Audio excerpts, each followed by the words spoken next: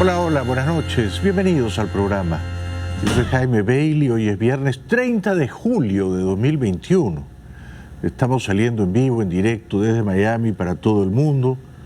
Y como ustedes saben, no he venido esta noche a ser amigos. He venido a decir la verdad. Aunque ello me granjee numerosos enemigos. Estoy muy preocupado porque en mi país de origen, el Perú, el presidente de extrema izquierda, Castillo, ha nombrado como jefe de gabinete a un señor Bellido que hace apología de los terroristas de Sendero Luminoso. Esto me parece gravísimo. Más adelante también les voy a contar cómo así España, Francia, Italia han superado a Estados Unidos, ¿quién lo diría?, en porcentaje total de la población que ya está totalmente vacunada. Por ejemplo, España está en 56%, Italia en 51% y Estados Unidos en 49.5%. Algo han hecho bien en España últimamente, ¿no? Bueno, vamos a recorrer juntos el espinoso territorio de la actualidad.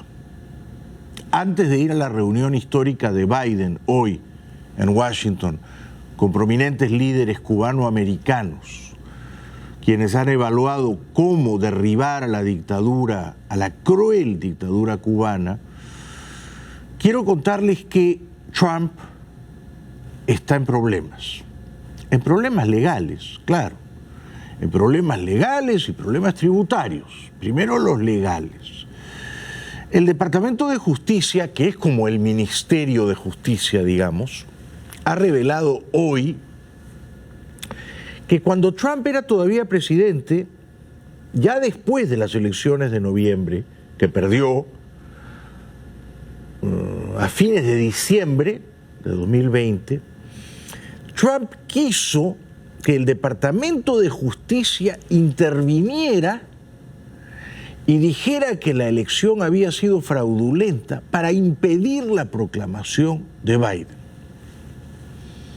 Documents released by congressional investigators Friday show that former President Donald Trump pressured top U.S. Justice Department officials in December to overturn his election defeat, threatening to oust them if they did not comply with his demands. The handwritten notes, taken by then-acting Deputy Attorney General Richard Donahue and released by the chair of the House of Representatives Oversight and Reform Committee, paint a damning picture of Trump as he desperately sought to get the department to take the unprecedented step of intervening in the 2020 presidential election. Por supuesto, Trump estaba desquiciado, no aceptaba la derrota, alegaba sin prueba ninguna que le habían hecho trampa y quería persuadir, suerte que fracasó, al Departamento de Justicia para que dijera a sí mismo que le habían hecho trampa al señor Trump. Hay una grabación telefónica, diciembre 27 del año pasado, entre Trump y un alto funcionario del Departamento de Justicia, en la que Trump le exige a ese funcionario que diga que la elección fue corrupta. Trump le dijo, ustedes solo digan que fue corrupta, yo me encargo del resto.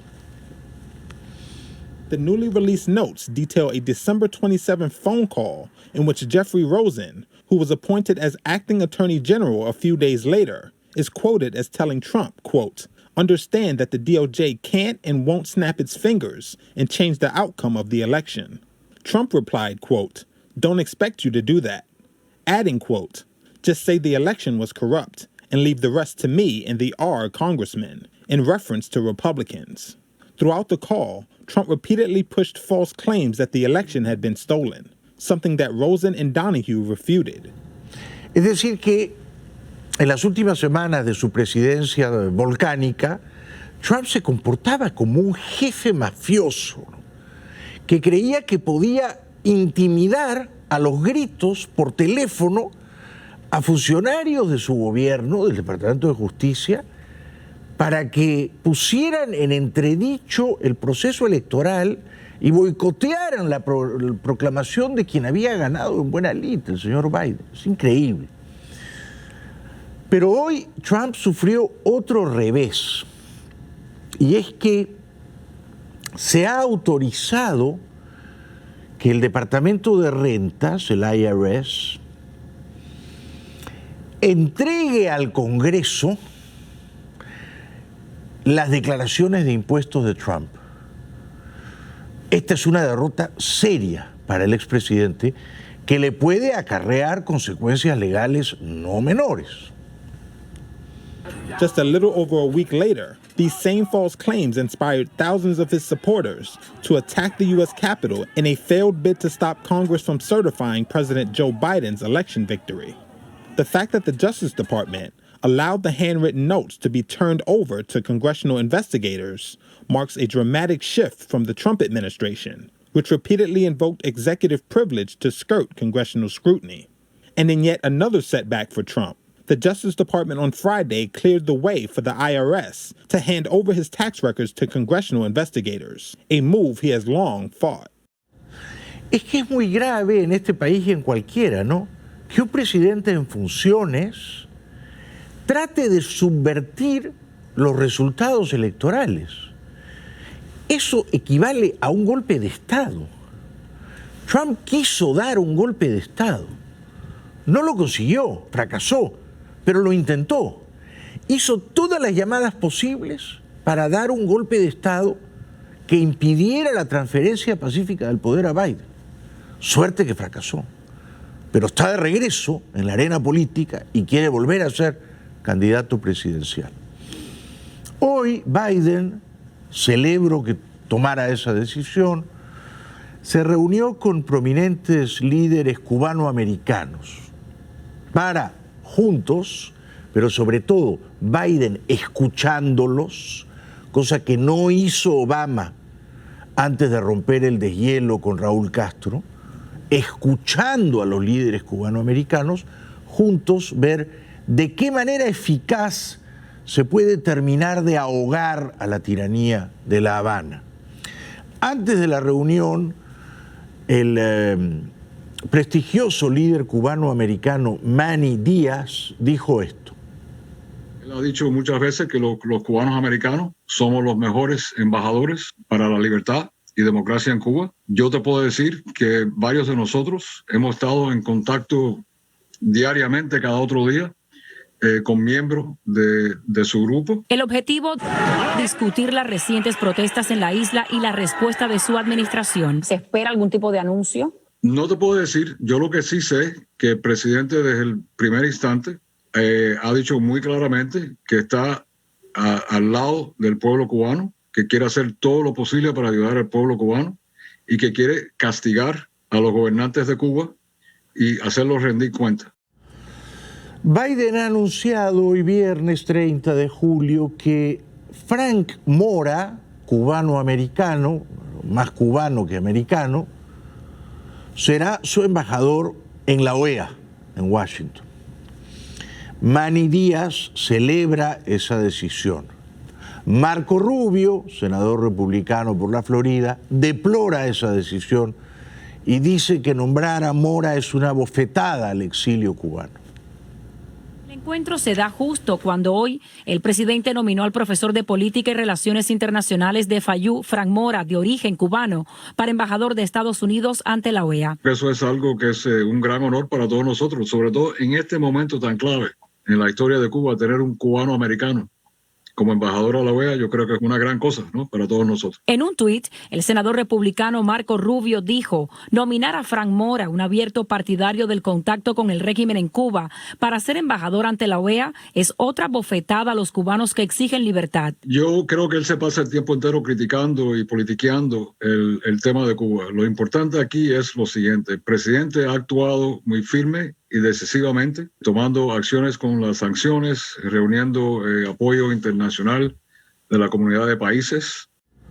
Bueno, felicito a Frank Mora por su nombramiento como embajador.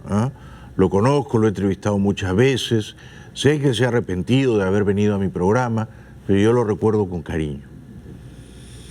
Biden hoy en la Casa Blanca se reunió con prominentes líderes cubanoamericanos. Cubanoamericanos puede que sea una redundancia, ¿no? Porque si eres cubano ya eres americano, ¿o no? Cuba es parte de América, ¿no? Es como si a mí me dijeran peruano-americano. Bueno, yo nací en Perú y Perú es parte de América, por lo tanto, peruano-americano o americano-peruano. En cualquier caso, Biden les dio la bienvenida, muy correcto, y de inmediato dijo que estaba muy alarmado por las desapariciones de jóvenes, artistas, rebeldes, insurrectos en Cuba. Well, I'm honored to welcome members of the Cuban American community and Senator Menendez, Senator Meeks to discuss how the United States is going to continue to stand with the Cuban people who have suffered decades under a failed communist regime. Earlier this month, Cubans took to the street in a historic demonstration of the will of the people of Cuba.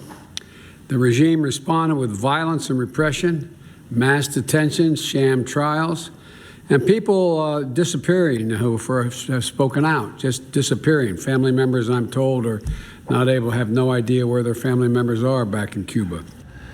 Nada de esto debería sorprendernos.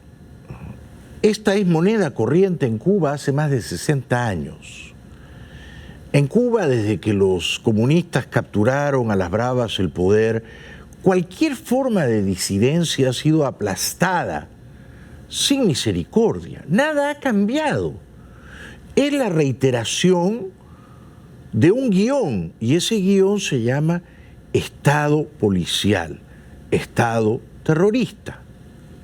Ahora bien, Biden tendría que tener la honestidad intelectual de reconocer que si en Cuba ahora, 2021, están reprimiendo con esta ferocidad, es que la política de Obama y entonces también de su vicepresidente Biden respecto de romper el hielo con Cuba y buscar una aproximación con Raúl Castro y propiciar una creciente ola de turistas estadounidenses a Cuba que funcionasen como embajadores de la libertad. Bueno, esa política, la política de Obama con Raúl Castro, fracasó. La prueba de que fracasó es que la dictadura cubana se ha endurecido y reprime con la brutalidad habitual. Biden dijo, y yo le creo, que él siente el dolor del exilio cubano. And in a brazen violation of the rights of the Cuban people, the Cuban Americans are hurting. They're hurting because their loved ones are suffering. And it's quite frankly intolerable. So I want the Cuban Americans to know that we all around this table, and myself included, see your pain, we hear your voices, and we hear the cries of freedom coming from the island. The United States is taking a concerted action to bolster the cause of the Cuban people. We brought to bear the strength of our diplomacy, rallying nations to speak out and increase pressure on the regime, and we're holding the regime accountable. Desde el año 60 hasta ahora, 2021, 61 años, los presidentes de Estados Unidos, republicanos, demócratas, han dicho siempre que quieren acabar con la dictadura cubana. Pero no lo han hecho. Se han quedado en discursos, en promesas, en amenazas, pero no han hecho lo que tenían que hacer para derribar a la dictadura cubana. No es un enemigo formidable. Si Biden se propusiera de veras terminar con la tiranía cubana, lo haría en 2 o 3 días, con unos pocos vuelos, con unos bombardeos estratégicos, selectivos, que dejen inoperativo al personal militar represivo cubano y que alienten a que la gente se ponga de pie sabiendo que va a ser protegida por Estados Unidos. Si Biden no lo hace, nada le impide hacerlo. Si Biden no lo hace, es porque no quiere hacerlo. Si no quiere hacerlo, es porque no está dispuesto a llegar hasta el final para tumbar a la dictadura cubana. Recorrer esa milla extra que hay entre las palabras, los discursos, los pronunciamientos y los hechos concretos, capitales. Biden podría terminar con la tiranía cubana el lunes, en 3 días. ¿Pero qué anuncia? Sanciones, más sanciones. Sanciones ya no a los boinas negras, sino sanciones a la policía cubana y a tales y cuales oficiales represores. ¿Alcanza con eso? No alcanza. Last week, we sanctioned the head of the Cuban Armed Forces and a government entity called the Black Berets for their involvement in suppressing protesters. And today, we are adding sanctions against the Revolutionary National Police, as well as individual sanctions against the chief and deputy chief. And we're going to continue to add sanctions on individuals that carry out the regime's abuses. At the same time, we're increasing direct support for the Cuban people by pursuing every option available to provide internet access, help the Cuban people bypass the censorship that's being mandatorily imposed. Lee, no fluye leyendo, se entrampa, se enreda, se empantana.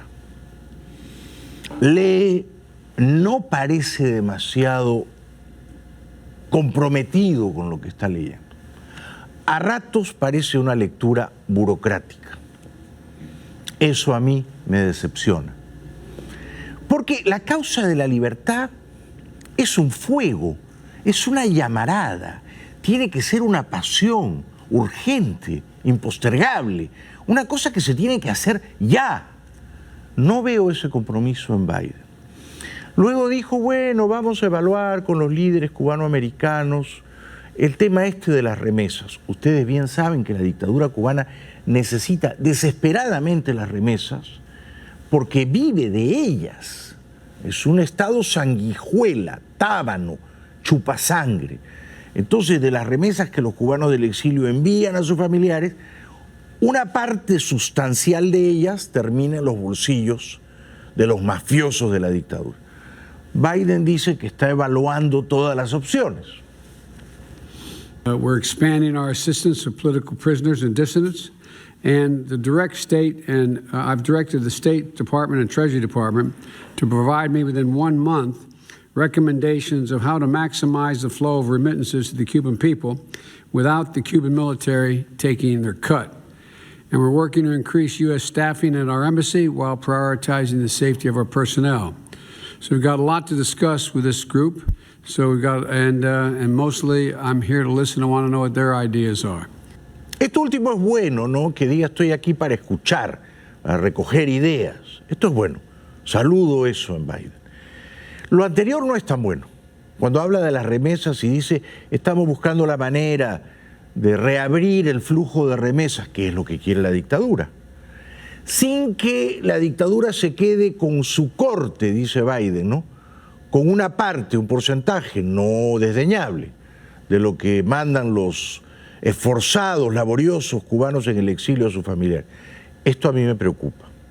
Si al final Biden cede y permite el envío de remesas, le va a dar un respiro a la dictadura.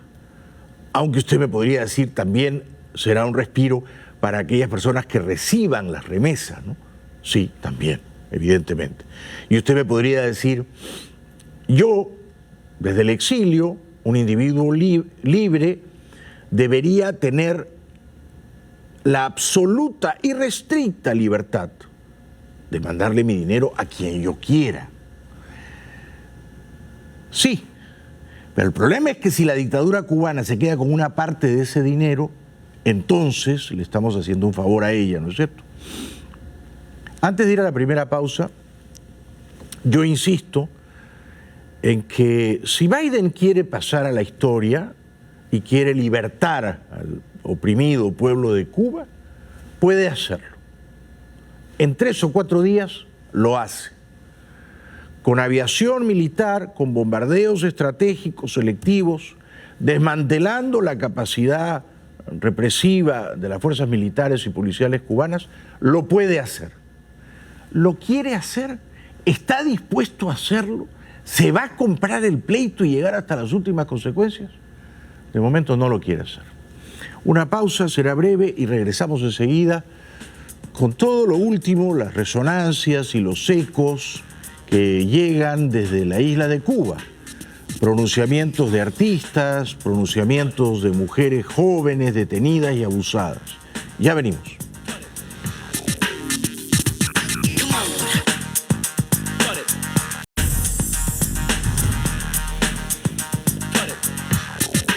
Bueno, la cadena Telemundo, que hace muy buen periodismo, se pregunta por qué se están muriendo tantos generales cubanos, 6 ya en total, después de las históricas protestas del domingo 11 de julio.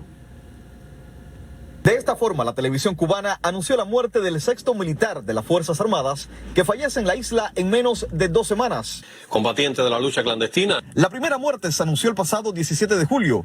Agustín Peña, jefe del Ejército Oriental. 3 días después, Marcelo Verdecia Perdomo, uno de los guardaespaldas de Fidel Castro en la Sierra Maestra. El 24, Rubén Martínez Puentes, a quien se le atribuye apoyar la orden de Raúl Castro de derribar las avionetas de Hermanos al Rescate. El 26, fallece Manuel Eduardo Lastres y ese mismo día, Armando Choy Rodríguez. Se están muriendo de coronavirus, la dictadura no lo va a reconocer. Y en la mayor parte de los casos se están muriendo de coronavirus después de haber sido vacunados. Con la vacuna cubana, claro. Con lo cual mis fuentes me dicen que es posible que les están inoculando el virus para matarlos. Son generales críticos, disidentes, inconformes, que expresan esa inconformidad en su círculo privado, los llaman y les dicen te vamos a vacunar contra el coronavirus, pero les inoculan el virus en una carga alta y los matan unos días después, ¿no?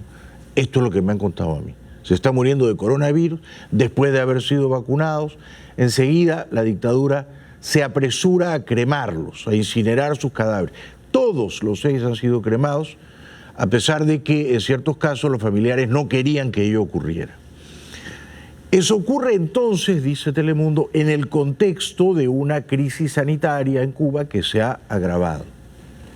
Todo ocurre en medio de una crisis sanitaria. Por ejemplo, hoy se reportaron más de 8.500 nuevos casos positivos de coronavirus, pero también en medio de una convulsión política tras el estallido social del pasado 11 de julio.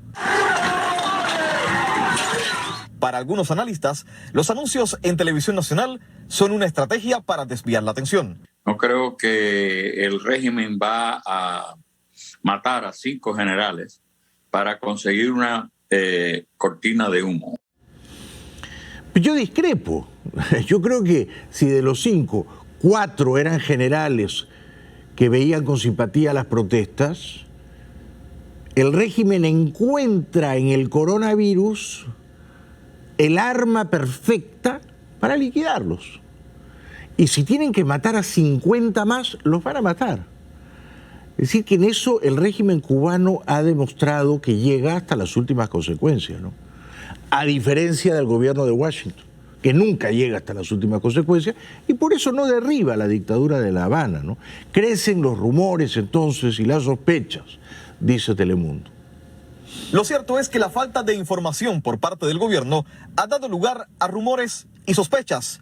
Se habla incluso de divisiones en las altas esferas del gobierno, mientras los cubanos mantienen su reclamo de libertad y figuras claves aún permanecen aferradas al poder. Mientras las Fuerzas Armadas no se viran contra el gobierno, y no lo van a hacer mientras Raúl Castro esté vivo, tristemente nada va a pasar. En Europa, la Unión Europea, a través de su ministro de Exteriores, el catalán Borrell, ve con preocupación el endurecimiento de la represión en Cuba. Aumentan las tensiones entre la Unión Europea y Cuba. El jefe de la diplomacia europea, Josep Borrell, ha emitido un duro comunicado mostrando la preocupación de Bruselas por la represión de las manifestaciones del 11 de julio celebradas en todo el país. También pide al gobierno cubano que respete los derechos humanos, libere a todos los manifestantes detenidos arbitrariamente y entable un diálogo inclusivo. El ministro de Relaciones Exteriores de Cuba, Bruno Rodríguez Parrilla, respondió de inmediato vía Twitter, rechazando enérgicamente la declaración y acusando al alto representante de la Unión Europea de no atreverse a mencionar por su nombre el bloqueo genocida de Estados Unidos. Los que son genocidas son ellos, ¿no? Los capos de la dictadura cubana. Ellos son los genocidas, ¿no? Bueno, desde España, el cantante, el artista cubano muy talentoso Yotuel Romero, entiendo, se pronuncia a favor de la libertad en Cuba y a favor de las protestas. Yo, primeramente le dijera que, bueno, que las cosas hay que llamarlas como son, que no hay que tener, o sea, a mí espero que me digan que no soy blanco a que me digan que soy negro, ¿no? Prefiero que me digan que soy negro, porque soy negro, o sea, lo que es a lo que es, ¿no? Y España, o sea, el cubano ama mucho a España. Cubano, de hecho el cubano le dice cariñosamente a España la madre patria, claro. Todo lo que sea. Y como siempre digo yo, y cariñosamente, sea, una madre nunca abandona a su hijo, ¿entiendes? Y menos cuando realmente el hijo necesita de esta ayuda, porque ¿quién mejor España que ha vivido una dictadura, que ha sufrido una dictadura? Yotuel recuerda que cuando él era niño y adolescente en Cuba, lo intoxicaron de comunismo, de tal suerte que él tenía que decir todo el tiempo que estaba agradecido a la dictadura de su país. Prácticamente desde niño te enseñan a decir, seremos como Che, desde muy chiquitico, o sea. Y toda la revolución, los logros, el compromiso, es como que te empiezan a adoctrinar como yo diría, un agradecimiento eterno. Esto es gracias. Nunca es, esto es el deber de.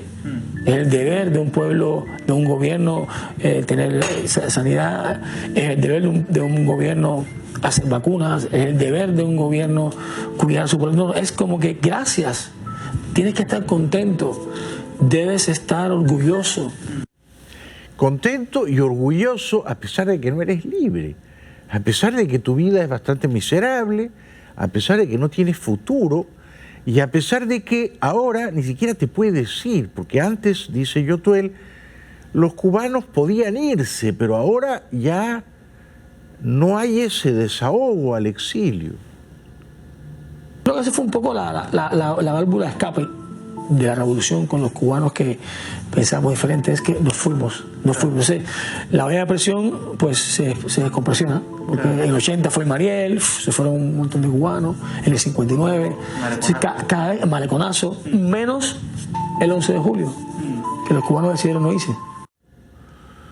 Y se quedan, y se van a quedar, de momento no tienen cómo irse, pero necesitan el apoyo de Estados Unidos. Ellos solos, como los venezolanos, me parece a mí, no tienen suficiente músculo para forcejear y doblegar a la dictadura. La dictadura cubana sigue el guión de la temida policía política Stasi de la Alemania comunista. La dictadura cubana dedica el 0.5% de su población a reprimir feroz profesionalmente. 0.5% de la población. Eso en Cuba es más o menos 50.000 personas, 60.000 personas. ¿Cómo los cubanos de a pie van a derrotar a ese ejército de mercenarios, de matones, de esbirros? 50.000 hombres fornidos, premunidos de armas de fuego, de palos, de tubos de aluminio. ¿Cómo los cubanos inermes van a doblegar a ese ejército? Necesitan la ayuda. Esa es la ayuda que les tiene que dar Biden. ¿Se la dará? Yo me temo que no. Yotuel condena enérgicamente la brutalidad de la represión en Cuba. Esto que hemos visto y esto que hemos palpado con esto del 11 de julio ha ha hecho ver al mundo realmente cómo en un momento de crisis, en un momento de tensión, cómo la dictadura cubana ataca a los cubanos y cómo le responde a estos manifestantes pacíficos, cómo le responde con esta brutalidad. Brutalidad que se ha ejercido, por ejemplo, contra la joven artista independiente cubana Daniela Rojo, de 25 años, detenida arbitrariamente, acusada de desorden público y encerrada en calabozos hasta el día de hoy, sin derecho a un abogado defensor. Lo denuncia su hermano, el músico en el exilio, Dani Rojo. Brutalidad ejercida también contra esta joven, Gabriela, menor de edad, de apenas 17 años, que fue encarcelada solamente por estar marchando el domingo 11 de julio pacíficamente, pidiendo libertad. Ella fue acusada sin pruebas por el gobierno cubano de participar en las manifestaciones masivas del 11 de julio. Tengo 17 años y nunca había visto una manifestación tan grande, tanta aglomeración de personas. Iba caminando ya para mi casa, ya a 4 o 5 cuadras de la revuelta, me cogió los oficiales. Eran tanto buenas negras como patrulla. Esta jovencita, menor de edad, revela los abusos que perpetraron contra ella. Según Gabriela, ella preguntó por qué la arrestaban. Eso es para que tú veas que no se puede estar manifestando contra tu revolución. Así comenzó su calvario. Me llevaron para 100 y el Dabo. Yo le decía, pero que yo hago aquí, yo soy menor de edad, yo no tengo que estar aquí, yo quiero hablar con mi mamá. Y me llevaron al vestuario. Y me dijeron, quítate la ropa, quítate la blusa. Decía, yo soy menor de edad, yo no puedo estar aquí, yo soy menor de edad. Y no me hacían caso. Y me dijo, ahora quítate el short. Peor todavía, la amenazaron con llevarla a un pabellón de reos para que estos abusaran sexualmente de ella. Hubo un interrogatorio y según la joven hasta la amenazaron con llevarla al pabellón donde los reos mantienen relaciones conyugales. Y fue que me explicaron que pabellón es para hacer relaciones sexuales. Según la menor, el 22 de julio fue presentada ante un juez. Cuando me dijeron que iba a cumplir 8 meses. Sin causa ninguna, sin ninguna prueba, sin haber cometido ningún delito y teniendo mi expediente limpio, yo dije ya. Por fortuna, la jovencita fue liberada, aunque condenada a arresto domiciliario.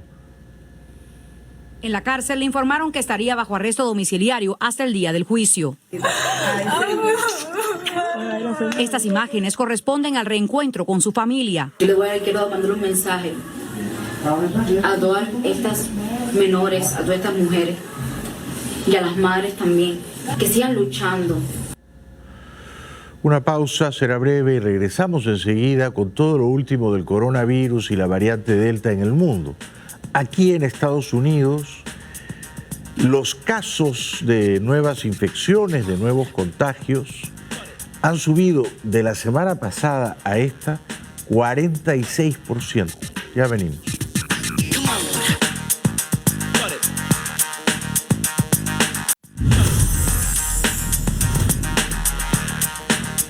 Como hay en números redondos 100 millones de estadounidenses que no están vacunados contra el coronavirus y que no se quieren vacunar, entonces en Nueva York les han ofrecido $100 a cada uno por vacunarse. A Biden le ha parecido una buena idea y propone que se haga en todo el país. Today, I'm calling on all states and local governments to use funding they have received, including from the American Rescue Plan, to give $100 to anyone who gets fully vaccinated. I know the paying people to get vaccinated might sound unfair to folks who've gotten vaccinated already. But here's the deal. If incentives help us beat this virus, I believe we should use them. We all benefit if we can get more people vaccinated. Biden reconoció, muy a su pesar, que si uno está completamente vacunado, de todos modos se puede contagiar. Y no solo se puede infectar, sino que puede transmitir el virus. Yes, some fully vaccinated people will still test positive. and some will show some symptoms of COVID-19. That's expected with almost every vaccine there is for other diseases. But breakthrough cases remain rare, and almost all are mild cases. In fact, virtually all hospitalizations and deaths are among the unvaccinated. Parece ser que, a tenor de lo que ha dicho Biden, a los empleados federales en Estados Unidos les van a exigir que se pongan la vacunita. Every federal government employee will be asked to attest to their vaccination status. Anyone who does not attest or is not vaccinated will be required to mask no matter where they work, test 1 or 2 times a week to see if they've acquired COVID, socially distance, and generally will not be allowed to travel for work. ¿Es legal que el gobierno nacional, el gobierno estatal, el gobierno local, obligue a un individuo, a un ciudadano, a vacunarse? Biden considera que sí, que es legal. Every day, more businesses are implementing their own vaccine mandates. And the Justice Department has made it clear that it is legal to require COVID-19 vaccines. We all want our lives to get back to normal. And fully vaccinated workplaces will make that happen more quickly and more successfully. El presidente se enredó en un rifirrafe con un periodista hoy en la Casa Blanca. El periodista le dijo: usted en mayo nos contó que si ya estábamos vacunados, completamente vacunados, ya no nos íbamos a contagiar y ya no teníamos que usar mascarillas. Y ahora nos dice que sí, que hay que usar la bendita mascarilla. Biden se enfadó. Mr. President, you said if you were fully vaccinated, you no longer need to wear a mask. And it seems I haven't said if you're fully vaccinated in an area where we do not have, so let me clarify. In May, you made it sound like a vaccine was the ticket to losing the mask forever. And that is true at the time, because I thought there were people who were going to understand that getting vaccinated made a gigantic difference. And what happened was, new variant came along, they didn't get vaccinated, it was spread more rapidly, and more people were getting sick. That's the difference. But how frustrated are you with those people, sir? Se molestó, dijo: eso fue lo que dije en mayo y ahora estamos a fin de julio y las cosas cambian. Tiene razón, pero el periodista también tenía razón en plantear la pregunta, ¿no? Porque nos habían dicho: estás completamente vacunado, no te preocupes, ya no tienes que usar la mascarilla, y ahora nos dicen: ponte la mascarilla de nuevo. No solo acá, en Europa también, a eso vamos en un ratito. El gobernador republicano de la Florida, DeSantis, dice que él no va a ordenar nuevos encierros ni mascarillas obligatorias. We're real excited. We're here. We got some great speakers and really here to discuss parents' rights, particularly with regards to the upcoming school year.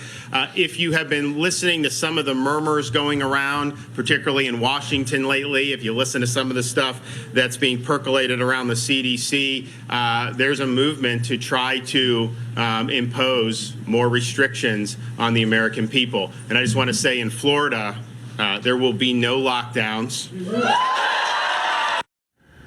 Bueno, muy bien, entonces no habrá encierros ni restricciones en la Florida, según dice el señor DeSantis, que además añade que no va a cerrar las escuelas. There will be no school closures.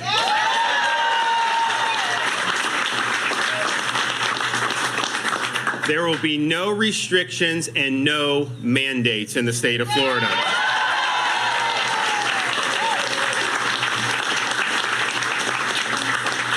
Floridians have been, are, and will remain free to choose what's best for themselves and their families, and we will protect their right to work, we'll protect the right of businesses to operate, and we will protect the right of our kids to attend school in person. Bueno, esa es la libertad, ¿no? La libertad de escoger, de elegir, ¿no? Uno elige cuidarse o uno elige descuidarse, uno elige vacunarse, uno elige no vacunarse. Si uno elige no vacunarse, uno indirectamente está eligiendo contagiarse. Es decir, que uno indirectamente está eligiendo quizá morirse, ¿no? Pero esa es la libertad, esa es la libertad. La libertad consiste no siempre en usar bien la información, ¿no? Y en tomar la decisión correcta, ¿no? No, a veces la gente usa la libertad para hacerse daño, ¿no? Muy a menudo. Y el problema es que la variante Delta se extiende en todo el mundo y ya en Europa está causando serios estragos. La variante Delta del coronavirus se extiende por el mundo y ha obligado a endurecer las restricciones en varios países. En China, el primer país en contener la epidemia en 2020, un nuevo brote amenaza la política de cero COVID, con casos que se propagan desde Nanjing, en el este, a 5 provincias y a la capital Pekín, por primera vez en 6 meses. Los brotes han generado interrogantes sobre la eficacia de las vacunas chinas, porque la mayoría de los nuevos casos se dan en personas inoculadas. Expertos en enfermedades infecciosas han recordado que estos inmunizantes pueden disminuir la propagación y reducir la tasa de mortalidad, pero que no erradican el virus. Atención entonces a todos los países donde se ha inoculado a la gente con la vacuna china o con las vacunas chinas. Se está demostrando en la propia China que esas vacunas no funcionan tan bien, o por lo menos no funcionan tan bien contra la variante Delta, ¿no? En Sydney, Australia, las cosas se ven mal. En la ciudad australiana de Sydney, el número de contagios batió un récord del jueves. Tras 5 semanas de confinamiento, las autoridades lo prolongaron un mes hasta el 28 de agosto, pero muchos lo incumplen yendo a las playas o a los parques. Así que la policía de la ciudad anunció que contará con la ayuda de 300 soldados para hacer cumplir las restricciones. También Japón prolongó el estado de emergencia hasta finales de agosto en Tokio, donde se desarrollan los Juegos Olímpicos, y lo extendió a otros 4 departamentos. O sea que hay una tercera ola o una cuarta ola, ya no sé cuántas son, ¿no? Pero la cosa se ha vuelto a complicar, claramente, ¿no? Para que en Francia ahora la gente tenga que usar mascarillas en la calle, las cosas se han complicado, ¿no? Tú quieres entrar a un bar, a un restaurante en Francia, tienes que mostrar tu carnet de vacunación. El Washington Post y el New York Times dan la voz de alarma. Mientras tanto, en Estados Unidos, el Washington Post y el New York Times difundieron una nota interna alarmista del Centro para el Control y la Prevención de Enfermedades, que estima que la variante Delta es tan contagiosa como la varicela y provoca más consecuencias graves en los pacientes. Por eso los estadounidenses, incluso inmunizados, vuelven a tener la obligación de ponerse la mascarilla en zonas donde el virus circule mucho. Y para impulsar la vacunación, que parece estancarse, el presidente Joe Biden instó a las autoridades locales a pagar $100 a quienes se inoculen por primera vez. Eso ya lo habíamos visto. Entonces, la televisión española llega a una escalofriante conclusión. Si estás vacunado, y en España porcentualmente hay más vacunados que en Estados Unidos, ¿no? Está arriba del 60% de población vacunada, igual te vas a infectar, te puedes infectar. Por lo tanto, mejor ponte la mascarilla. Tener la pauta completa reduce las posibilidades de enfermar gravemente, pero no hay que relajarse porque la vacuna no evita por completo la infección y algunos estudios apuntan a que la carga viral de los vacunados que se infectan con Delta puede ser igual de alta que en el resto de personas. La variante Delta se ha demostrado que las personas que se infectan con este virus tienen una carga viral que puede ser hasta 1000 veces mayor que la de cualquier otra persona. ¿Y los vacunados? Pueden contagiarse y pueden contagiar. Con Delta más. ¿Y entonces en qué quedamos? Los vacunados nos vamos a infectar igual y además vamos a infectar a otros. Además, se está estudiando si estar vacunado puede reducir el tiempo durante el cual podemos contagiar a otros. Cabe la posibilidad de que una persona vacunada se infecte, tenga una carga viral alta, pero luego sea capaz de eliminar el virus mucho más rápidamente. De ahí que los expertos pidan cautela, insisten en que pedir el certificado COVID para entrar en interiores no garantiza la seguridad.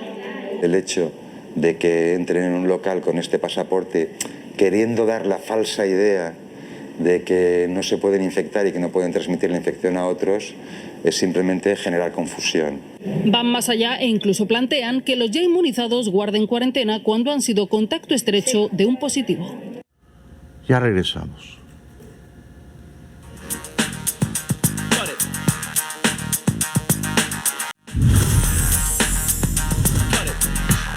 El inefable dictador venezolano Maduro amenaza a los oligarcas que se creen intocables.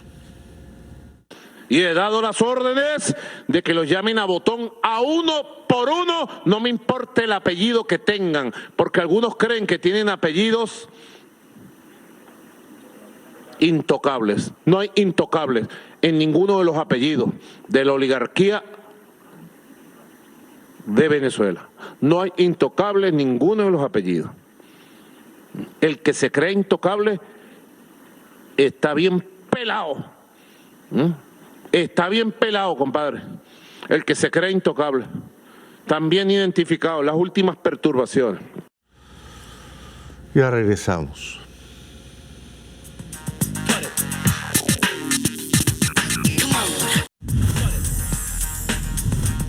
Para terminar, esto es muy triste porque el presidente peruano Pedro Castillo está avanzando a pasos agigantados para consolidar una dictadura chavista en el Perú. Yo lo he dicho durante meses, ¿no?